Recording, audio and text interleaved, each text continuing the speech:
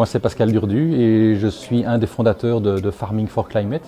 Donc, Farming for Climate, c'est une ASBL d'une douzaine de bénévoles avec une personne qui est en plein et on co-crée avec le monde de l'entreprise et le monde agricole, on va dire, pas forcément l'agriculture de demain, mais vers où on voudrait qu'elle évolue et typiquement en faisant la promotion des pratiques agricoles durables.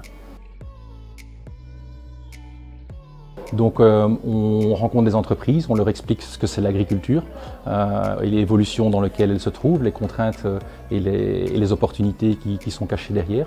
Et en fonction de leur envie d'aider à la transition, donc au lieu peut-être d'aller planter des arbres à l'autre bout de la planète ou d'aider des projets X, Y ou Z, ils souhaitent peut-être d'aider des projets locaux de transition de ferme. Et à ce moment-là, on essaie de trouver ensemble quel type de ferme correspond mieux, on va dire, aux valeurs de l'entreprise. Et à ce moment-là, on leur propose toute une série de projets de transition de ferme et ils en sélectionnent certains qu'ils vont financer sur la durée. Et on crée ce lien aussi entre l'entreprise et les fermes.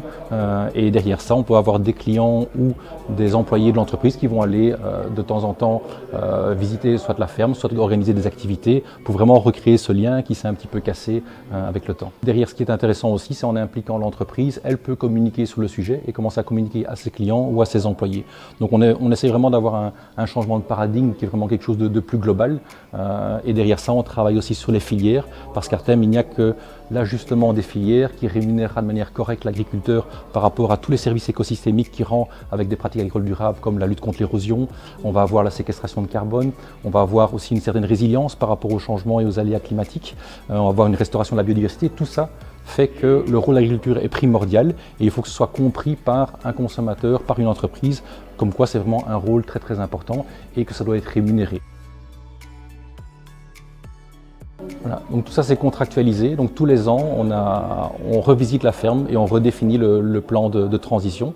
Dans la partie finance, quand ils reçoivent des fonds, ça couvre aussi le financement de conseillers agricoles, que ce soit en agriculture de conservation, en agroécologie, donc il n'y a pas de tabou à ce niveau-là. Le but c'est vraiment d'aller dans le bon sens et dans le sens des pratiques agricoles durables. Et donc ils sont accompagnés, c'est pas nous qui faisons l'accompagnement agronomique, c'est fait par des professionnels. Nous on est là pour valider que les montants qui sont alloués vont aux bons endroits et que ça finance effectivement des actions prises par rapport à la transition agroécologique.